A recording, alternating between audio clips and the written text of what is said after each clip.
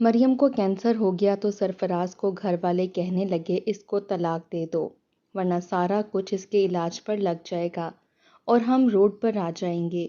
لیکن سرفراز نے مریم کا علاج کروانا شروع کر دیا اور آہستہ آہستہ اس کی ساری جمع پونجی خرچ ہو گئی۔ تو اس نے اماں ابا سے کہا کہ میرے حصے کی جائیداد مجھے دے دیں تاکہ میں مریم کا علاج کروا سکوں۔ تو انہوں نے کہا کہ اس کو لے کر یہاں سے نکل جاؤ اور اگر حصہ لینا ہے تو مریم کو طلاق دو۔ لیکن سرفراز نہ مانا اور مریم کو لے کر چلا گیا اور معجزاتی طور پر مریم ٹھیک ہو گئی۔ تو وہ اسے لے کر دوبارہ گھر گیا تو سامنے کا منظر دیکھ کر وہ چکرا گیا کیونکہ قدرت نے اپنا۔ کیا بات ہے، یہ تمہارا بخار ٹھیک کیوں نہیں ہوتا؟ آج پورے 15 دن ہو گئے ہیں۔ سرفراز نے مریم کے ماتھے پر اپنے ہاتھ کی پشت لگا کر دیکھی جو ابھی بھی تپ رہی تھی۔ وہ کہنے لگی مجھے نہیں پتا، کئی ڈاکٹرز کو تو دکھا دیا، مختلف دوائیاں بھی کھا کے دیکھ لیں، بخار ہے کہ میرا پیچھا ہی نہیں چھوڑ رہا۔ اب مجھے کیا پتا کہ یہ بخار کیوں نہیں جا رہا۔ 15 دن میں اس کی رنگت پیلی پڑ چکی تھی۔ سرفراز کہنے لگا آج میں تمہیں ایک ہاسپٹل میں لے کر جاؤں گا، کافی اچھا ہاسپٹل ہے، اور تمہارے سارے ٹیسٹ کرواؤں گا۔ یہ سن کر مریم کہنے لگی اس کی کیا ضرورت ہے، اتنا خرچہ ہو جائے گا، ایک بخار ہی تو ہے، ہٹ جائے گا۔ سرفراز کہنے لگا اپنی حالت دیکھی ہے تم نے، سانس بھی تم ٹھیک سے نہیں لے پا رہی، بات کرتی ہو تو تمہارا سانس پھول رہا ہے۔ وہ کہنے لگی کچھ نہیں ہوتا، آپ فریش ہو جائیں، میں کھانا گرم کرتی ہوں۔ وہ کہنے لگا تمہیں ابھی بھی بخار ہے، کھانا گرم کرنے کا کیا ہے، امی ہیں نا، کر سکتی ہیں وہ۔ کہنے لگی آپ کو تو پتہ ہے اپنی ماں کی عادت کا، وہ کہاں کوئی کام کرتی ہیں۔ وہ کہنے لگا اتنے بخار میں تم گھر کے سارے کام کر رہی ہو، کھانا بنا رہی ہو، امی کو بھی تو پتہ ہے کہ تمہیں بخار ہے، انہیں کیا تمہاری حالت نظر نہیں آتی؟ سرفراز نے غصے سے کہا تھا۔ وہ کہنے لگی اگر آپ کی ہمت ہے تو جائیں، جا کر منع کر دیں، میں تو نہیں کہہ سکتی۔ وہ کہنے لگا مجھے تو لگتا ہے اسی وجہ سے تمہارا بخار بگڑا ہے کہ تم سارے کام کیے جا رہی ہو۔ کہنے لگی پیناڈول سے چند گھنٹے کے لیے بخار اترتا ہے اور ان چند گھنٹوں میں مجھے سب کچھ کرنا ہوتا ہے، اس کے بعد تو بخار میری کمر ہی توڑ کر رکھ دیتا ہے، اترتا ہی نہیں ہے۔ ابھی وہ بات کر رہی تھی جب دروازے پر دستک ہوئی اور ساتھ ہی دروازہ کھلا۔ سرفراز کی والدہ نعمانہ بیگم کہنے لگیں مریم، کل میری بہن اور اس کی بہوئیں آئیں گی، اس لیے کھانے میں خاص اہتمام کرنا ہے۔ یہ سن کر تو سرفراز کو غصہ چڑھ گیا، کہنے لگا امی آپ کو مریم کی حالت نظر نہیں آ رہی؟ 15 دن سے وہ بخار میں پڑی ہے، کسی دوائی کا اس پر اثر نہیں ہو رہا، شاید یہی وجہ ہے کہ وہ دوائی کھانے کے بعد آرام نہیں کر رہی، کام کرنے لگ جاتی ہے۔ نعمانہ بیگم سرفراز سے کہنے لگی تم تو رہنے دو، پکے جورو کے غلام ہو، ارے ذرا سا بخار تو ہے، بخار کوئی بیماری تھوڑی ہوتی ہے۔ وہ کہنے لگا بیماری ہوتی ہے، مجھے پتا ہے، ایک دن کا بخار آپ کو چڑھا تھا اور 1 مہینہ آپ نے پاؤں نیچے زمین پر نہیں رکھا تھا کہ آپ کو کمزوری ہو گئی ہے۔ تو کیا مریم انسان نہیں ہے؟ دوائیاں کھا کھا کر بھی وہ کچن کے سارے کام کر رہی ہے۔ نعمانہ بیگم کا تو جیسے منہ بن گیا تھا، کہنے لگیں جب بھی میرے کسی رشتہ دار نے آنا ہوتا ہے تم لوگ ایسے ہی کرتے ہو، ایسے ہی منہ بناتے ہو، ٹھیک ہے بھائی، تم لوگوں کی مرضی ہے، میں خود پکا لوں گی۔ یہ کہہ کر انہوں نے دروازہ بند کر دیا۔ مریم کہنے لگی کیا ضرورت تھی آپ کو بحث کرنے کی، کھانا بنانا کوئی مشکل کام تھوڑی ہے، میں بنا لیتی۔ سرفراز کہنے لگا کوئی ضرورت نہیں ہے کچن میں جانے کی، میری آفس سے چھٹی ہے، اتوار ہے اور میں تمہیں ہاسپٹل لے کر جاؤں گا، میرے ایک کولیگ نے بہت اچھا ڈاکٹر بتایا ہے، اس کی دوا میں بہت شفا ہے، تو میں اس کے پاس لے کر جاؤں گا۔ 15 دن میں مریم کملا کر رہ گئی تھی، ایک بخار، دوسرا گھر کے سارے کام۔ نعمانہ بیگم کو کسی کا بھی کھانا پسند نہیں آتا تھا، کہتی تھی کہ مریم ہی کھانا بنائے گی۔ کھانا بنانا یوں تو بہت مشکل نہیں تھا، لیکن نعمانہ بیگم کے گھر میں بہت مشکل تھا۔ کہتی تھی کہ پہلے لال مرچوں کو چھانو، مٹی صاف کرو، انہیں دھو کر دھوپ میں سکھاؤ، پھر انہیں پیسو، پیس کر پھر سالن میں ڈالو۔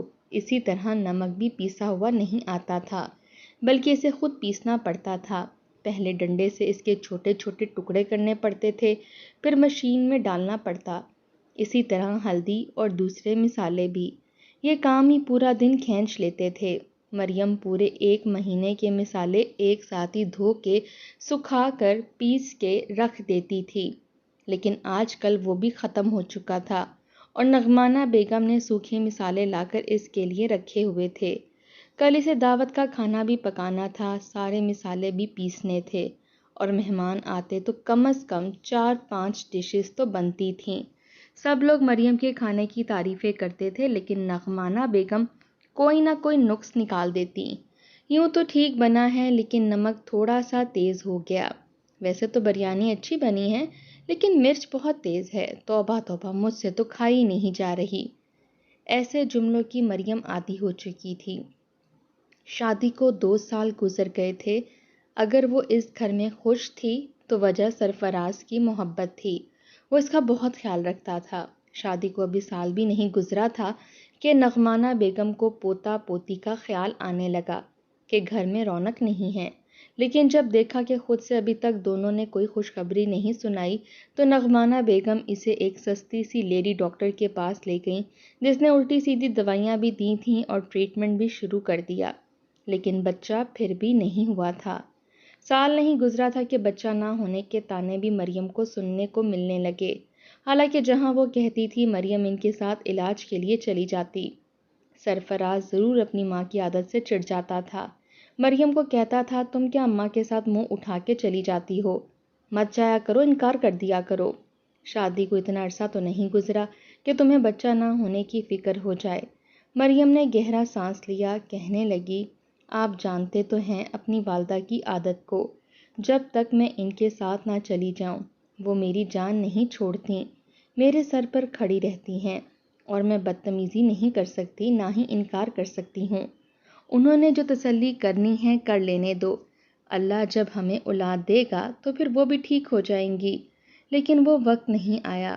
شادی کو دوسرا سال ختم ہو چکا تھا اور اب تو وہ بیمار رہنے لگی تھی۔ پتہ نہیں کون کون سی حکیمی اور ڈاکٹری دوائی لا لا کر نغمانہ بیگم اسے دیتی رہتی کہ یہ کھاؤ، اس پڑیا میں بڑی شفا ہے، اگلے مہینے ہی تم حاملہ ہو جاؤ گی۔ وہ چپ چاپ وہ سب دوائیاں کھاتی رہتی اور ساتھ ساتھ کام بھی کرتی رہتی، لیکن اب تو جیسے اس کی بس ہو چکی تھی۔ ذرا سا کام کرتی تھی تو سانس پھولنے لگتا تھا، بخار تیز ہونے لگتا تھا، تھکن کا احساس ہونے لگتا تھا۔ اگلے روز ڈاکٹر پر جانے ہی لگی تھی کہ جب نغمانہ بیگم نے ہائے وائے مچانی شروع کر دی۔ کہنے لگی کہ میرے سر میں اور ٹانگوں میں بہت شدید درد ہے، لیکن میری تکلیف کا احساس تو تم لوگوں کو ہے ہی نہیں۔ سرفراز کہنے لگا، کیا ہوا ہے آپ کو؟ کہنے لگی، پوری رات میں سو نہیں پائی، اتنی شدید میری ٹانگوں میں درد ہے، لیکن تمہیں بیوی کی تکلیف نظر آتی ہے، ماں کی نہیں آتی۔ وہ کہنے لگا، تو آپ بھی ساتھ چلیں، آپ کو بھی ڈاکٹر کو دکھا دیتا ہوں۔ کہنے لگی، میری قسمت کہاں، مجھے تو ابھی اپنی بہن کے لیے اور اس کی بہوؤں کے لیے کھانا بنانا ہے، تم اپنی بیوی کے نخرے اٹھاؤ، وہی بہت ہے۔ وہ کہنے لگا کہ آپ نے اس کی حالت دیکھی ہے اماں، آپ منع نہیں کر سکتی خالہ کو کہ اگلے ہفتے آ جائیں، تب تک مریم کی طبیعت بھی کچھ بہتر ہو جائے گی۔ اس کی والدہ کہنے لگیں، ارے جاؤ جاؤ، تم اپنی بیوی کو لے کر جاؤ، میں خود کام کر لوں گی۔ مریم کہنے لگی، سرفراز آپ رہنے دیں، میں کل چلی جاؤں گی، میں آج دعوت کا کھانا بنا دیتی ہوں۔ سرفراز اسے گھورتا رہ گیا، لیکن وہ کھانا بنانے کے لیے کچن میں چلی گئی۔ پہلے سارے مسالے پیسے، پھر کھانا بنایا، لیکن طبیعت اور بھی زیادہ بگڑ چکی تھی۔ جب تک خالہ اور اس کی بہویں آئیں وہ بستر سے جا لگی تھی، کھانس رہی تھی۔ رات کو اس کی طبیعت بہت زیادہ خراب ہو گئی۔ سرفراز تو پریشان ہو کر رہ گیا تھا۔ اسے لے کر فوراً سے ہاسپٹل پہنچا۔ ڈاکٹر نے فوراً اسے ایڈمٹ کیا تھا۔ سرفراز سے کہنے لگے کہ ہمیں تو حیرت ہے، آپ کی بیوی کو پچھلے 20 دن سے بخار ہے، اس کا بخار نہیں اتر رہا، اور آپ نے اس چیز کو اتنا ایزی لیا ہے۔ وہ کہنے لگا، نہیں، گھر کے پاس 2-4 کلینک سے، وہاں سے میں نے دوائیاں لے کر دی ہیں۔ وہ کہنے لگے اگر بخار 3 دن میں نہیں اترا تھا تو بلڈ ٹیسٹ کروانا چاہیے تھا کہ آخر بخار نہ اترنے کی وجہ کیا ہے، پھر اس وجہ کا علاج کروانا چاہیے تھا۔ سرفراز کہنے لگا کہ ٹیسٹ تو نہیں کروائے، میں نے لے کر آنا تھا لیکن آج مہمان آ گئے۔ کہنے لگا مہمان سے آپ کی بیوی کا کیا تعلق ہے؟ آپ نے ان کی حالت دیکھی ہے؟ ان کی آنکھوں کے نیچے گہرے حلقے دیکھے ہیں؟ فوراً سے ان کے یہ ٹیسٹ کروائیں، فوری طور پر ان کا ٹریٹمنٹ شروع کرنا پڑے گا۔ اور بہت سارے ٹیسٹ لکھ کر دیے، ملیریا کا، ڈینگی کا، ٹائیفائڈ کا، لیکن سب ٹیسٹ کلیئر آئے تھے، لیکن بخار تھا کہ اترنے کا نام نہیں لے رہا تھا۔ جب سارے ٹیسٹ سرفراز نے دیکھے اور وہ کلیئر تھے تو وہ پریشان سا ہو گیا۔ اس کی ماں کہنے لگی دیکھ لیا تم نے، مجھے تو لگتا ہے یہ ڈرامہ کرتی ہے، سارے ٹیسٹ تو کلیئر آئے ہیں، کچھ بھی نہیں ہے، ایسے کام نہ کرنے کے بہانے۔ وہ کہنے لگا اماں آپ کو اس کی شکل نظر نہیں آتی؟ اس کا چہرہ اتر کر رہ گیا ہے، اس کا وزن گر گیا ہے، اس کی رنگت پیلی ہو چکی ہے، آپ کہہ رہی ہیں کہ ڈرامہ کر رہی ہے؟ ڈرامہ کرنے والے ایسے ہوتے ہیں کیا؟ وہ پھر سے ایک بڑے ڈاکٹر کے پاس لے کر گیا، ساری رپورٹیں بھی ساتھ تھیں۔ ڈاکٹر کہنے لگا کہ جب یہ ساری رپورٹیں کلیئر ہیں تو ہمیں ایک ٹیسٹ کینسر کا بھی کروا لینا چاہیے، کیونکہ ان کا بخار نہیں اتر رہا، جبکہ انہیں نہ ملیریا ہے، نہ ہی ٹائیفائڈ ہے، نہ ڈینگی ہے اور نہ ہی چکن گنیا، نہ موسمی بخار۔ یہ سن کر سرفراز کی تو جیسے جان نکلی تھی۔ کہنے لگا آپ یہ کیا کہہ رہے ہیں؟ بخار ہی تو ہے اور آپ اتنے بڑے بڑے وہم رکھ رہے ہیں۔ سرفراز بری طرح سے گھبرا گیا تھا۔ وہ کہنے لگے جو ان کی کنڈیشن ہے اور جو کچھ یہ بتا رہی ہیں، میں تو اسی کی بنا پر یہ ٹیسٹ لکھ کر دے رہا ہوں۔ جہاں آپ نے اتنے ٹیسٹ کروائے ہیں یہ بھی کروا لیں۔ جب ٹیسٹ کروایا تو وہی نکلا جس کا ڈر تھا۔ مریم کو کینسر ہو چکا تھا مگر علاج ممکن تھا، کیونکہ پہلی ہی سٹیج تھی، مگر پیسے بہت زیادہ لگنے تھے۔ سرفراز پریشان ہو کر رہ گیا تھا۔ جب اس نے یہ بات اپنی ماں کو روتے ہوئے بتائی تو ماں نے تو ایک آنسو بھی نہیں بہایا، الٹا کہنے لگی توبہ توبہ، مجھے پہلے پتا ہوتا تو میں تو اس سے بہت دور ہی رہتی، اس کے ہاتھ کا پانی بھی نہ پیتی، جیسے اسے کوئی موذی مرض لگ گیا ہو یا چھوت کی بیماری لگ گئی ہو۔ کہنے لگا یہ آپ کیسی باتیں کر رہی ہیں؟ آپ کو سن کر دکھ نہیں ہوا؟ کہنے لگی ہاں ہوا ہے، لیکن میں تو کہتی ہوں بیٹا اسے طلاق دے دو، دیکھ ایسی بیماریوں کا علاج ہم نہیں کروا سکتے، بہت پیسہ لگتا ہے۔ اپنی ماں کی بات سن کر سرفراز کو حیرت ہوئی تھی۔ کہنے لگا امی مجھے تو لگا تھا آپ روئیں گی، ہمیں تسلی دیں گی، میرا حوصلہ بڑھائیں گی، لیکن آپ نے تو…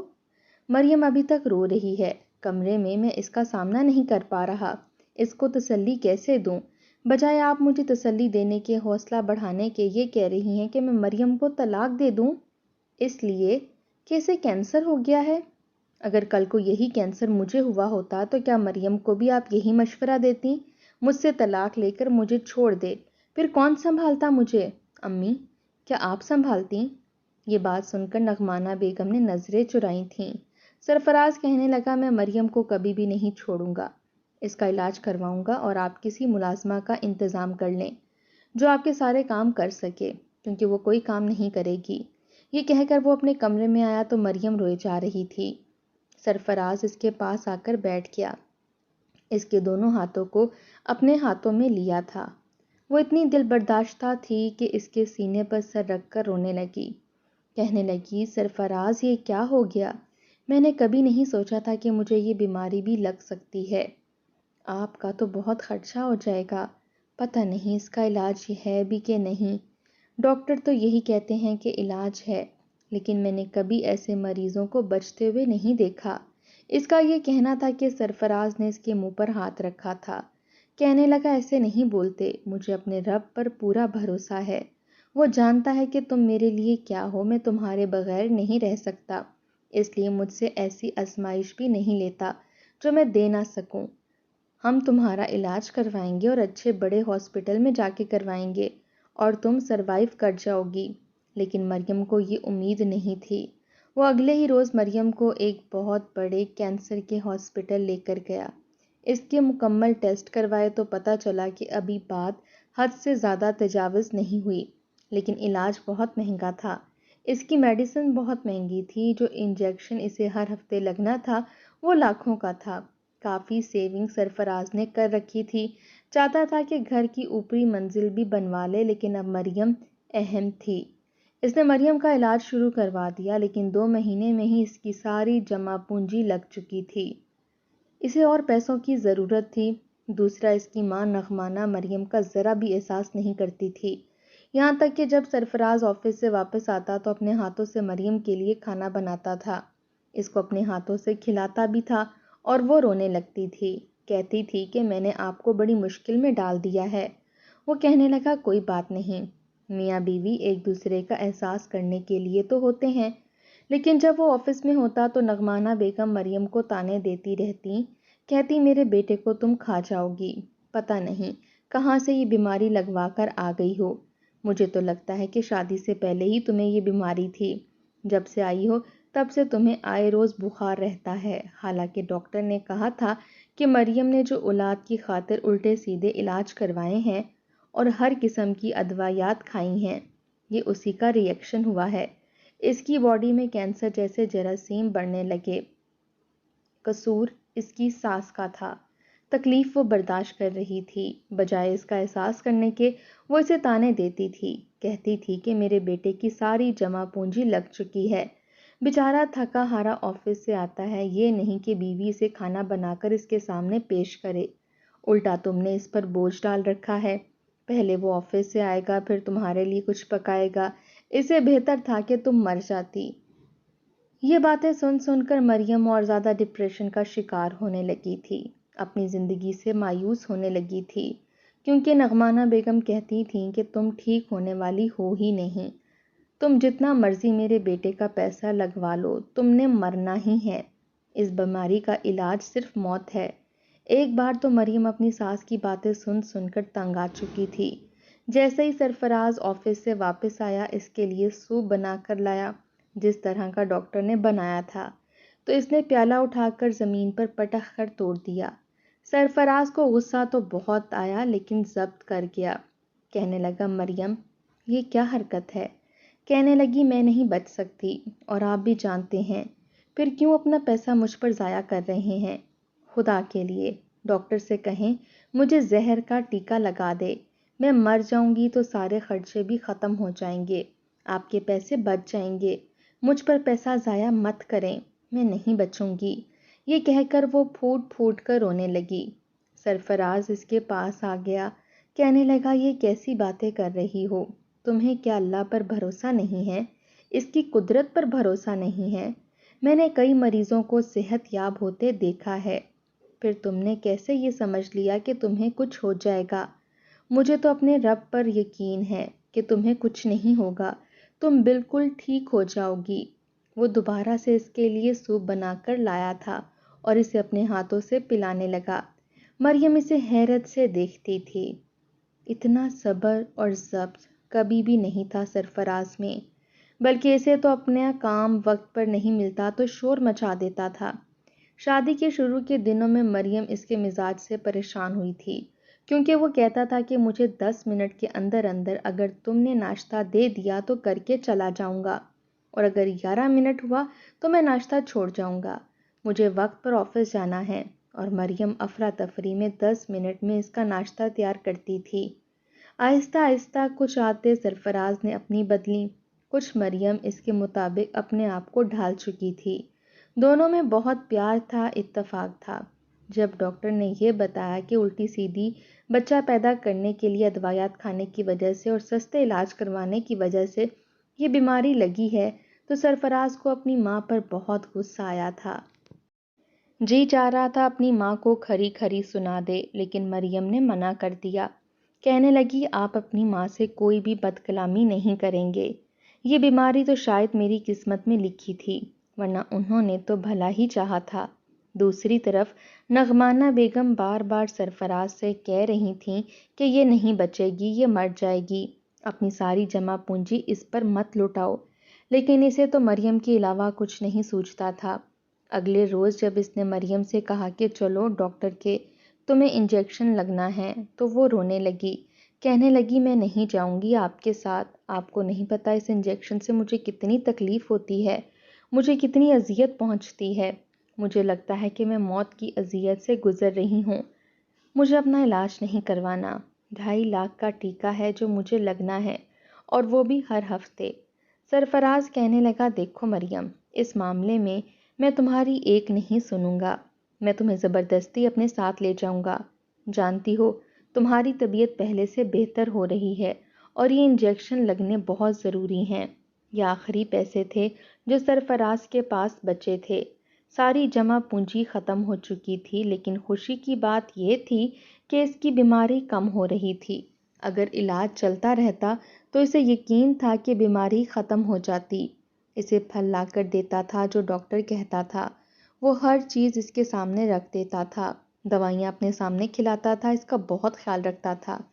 کئی بار ایسا ہوتا کہ اپنا کھانا پینا بھول جاتا تھا، لیکن مریم کا خیال رکھ رہا تھا، اور مریم کو لگتا تھا کہ وہ سرفراز کے ساتھ زیادتی کر رہی ہے، وہ خود تو مر جائے گی لیکن اسے بھی برباد کر کے جائے گی۔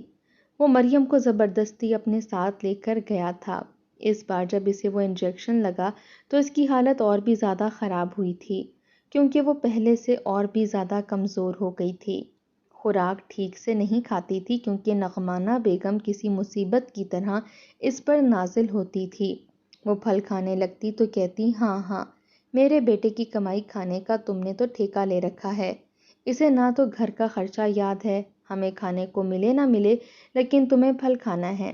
یہ کہہ کر اس کے پاس سے بڑی ٹوکری اٹھا کر لے جاتی اور خود کھا لیتی، خالی ٹوکری اس کے کمرے میں رکھ جاتی اور کہتی کہ یہ بھی اپنے شوہر کو بتا دینا کہ میں نے کھائے تھے، تمہیں کھانے کو نہیں دیے۔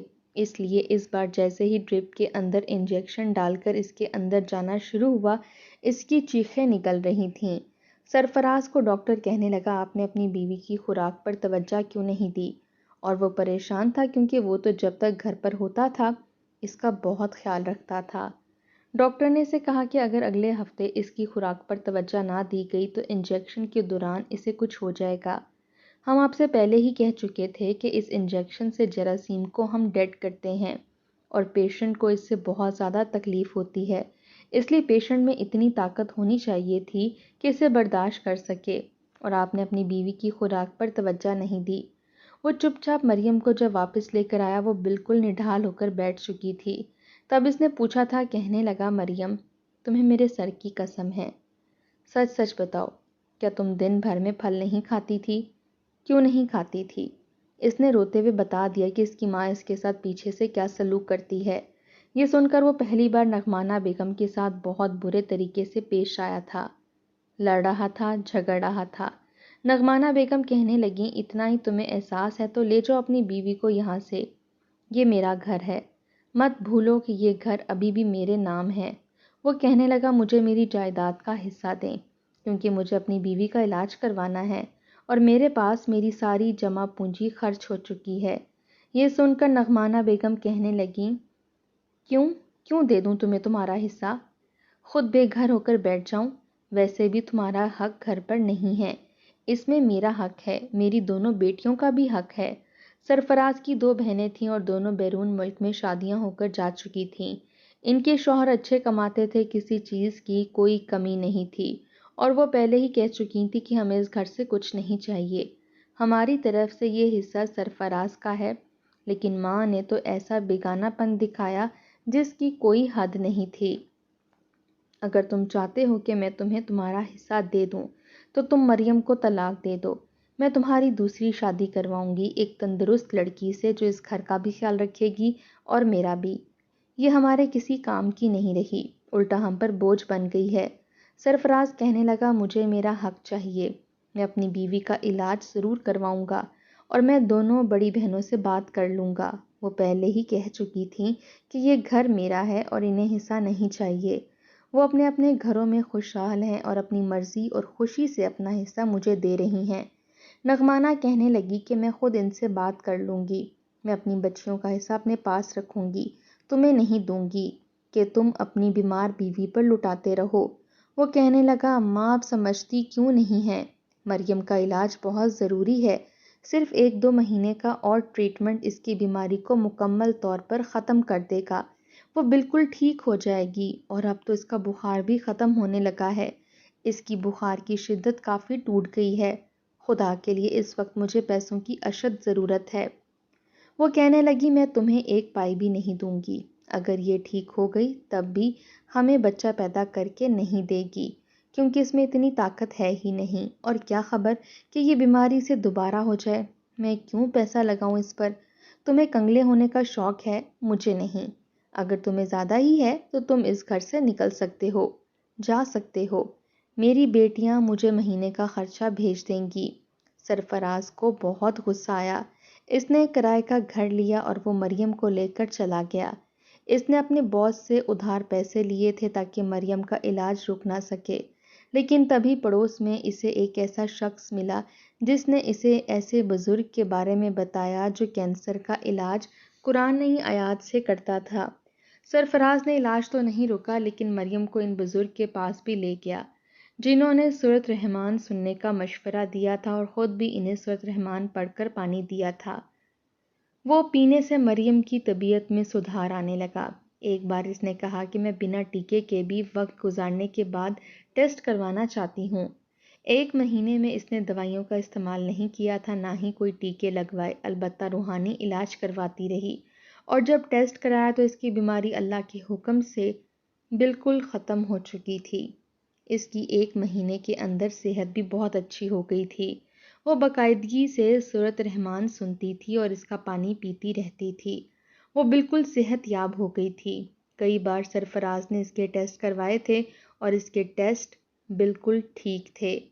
ڈاکٹر حیران رہ گئے تھے کہ وہ بالکل ٹھیک کیسے ہو سکتی ہے۔ اب تو اس کے اندر کمزوری بھی نہیں رہی تھی، اٹھ کر تھوڑا تھوڑا کام بھی کرنے لگی تھی، بھوک بھی لگتی تھی، بخار بھی اتر چکا تھا، باقاعدگی سے سورۃ رحمان پڑھنے بھی لگی تھی۔ چند مہینے میں وہ بالکل پہلے جیسی مریم ہو چکی تھی۔ سرفراز نے کہا کہ اب ہم واپس اپنے گھر جائیں گے۔ اپنی ماں کو دکھانا چاہتا ہوں کہ کیسے وہ کہتی تھی کہ تم بچ نہیں سکتی۔ اللہ نے اسے زندگی بخش دی ہے، اسے صحت یاب کر دیا ہے، کیونکہ اللہ کی قدرت ہر چیز پر قادر ہے۔ لیکن جیسے ہی وہ مریم کو اپنے گھر لے کر گیا تو اس کے ہوش اڑ کر رہ گئے تھے، کیونکہ اس کی والدہ بخار میں پڑی ہوئی تھیں اور بہت کمزور ہو چکی تھیں۔ اس کی دونوں بہنیں بیرون ملک سے یہاں آ چکی تھیں۔ پتہ چلا کہ اس کی والدہ کو کینسر ہو گیا ہے اور وہ رو رہی تھی۔ مریم کو صحت یاب دیکھ کر حیران رہ گئیں۔ تبھی سرفراز نے اسے بتایا کہ اللہ نے میری بیوی کو صحت یاب کر دیا، اس کی بیماری کو ختم کر دیا، اور نغمانہ پھوٹ پھوٹ کر رو رہی تھی کہ اس نے ایک بیمار عورت کے ساتھ بدسلوکی کی تھی، تبھی شاید اللہ نے اسے اس مرض میں مبتلا کر دیا۔ اس کا کینسر آخری سٹیج پر تھا، چند دن کی مہمان تھی، لیکن پھر بھی مریم نے اس کی خدمت کی تھی، اس کا علاج بھی کروایا، روحانی علاج بھی کروایا، لیکن جس قدر اس نے مریم کا دل دکھایا تھا وہ سروائیو نہیں کر پائی۔ حالانکہ اپنی ماں کے علاج کے لیے بھی سرفراز نے گھر بھیج دیا تھا، کوئی کمی نہیں چھوڑی تھی، لیکن 2 مہینے بعد ان کا انتقال ہو گیا۔ دونوں بہنیں واپس جا چکی تھیں، اب وہ چھوٹا گھر خرید چکا تھا۔ بار بار مریم سے بس ایک ہی بات کہتا تھا کہ میری ماں کے رویے کو دل سے معاف کر دینا، حالانکہ وہ کر چکی تھی، لیکن کبھی کبھی ہم لوگ سامنے والے کا دل دکھانے سے پہلے ذرا بھی سوچتے نہیں ہیں کہ وہ کس تکلیف سے گزر رہا ہے۔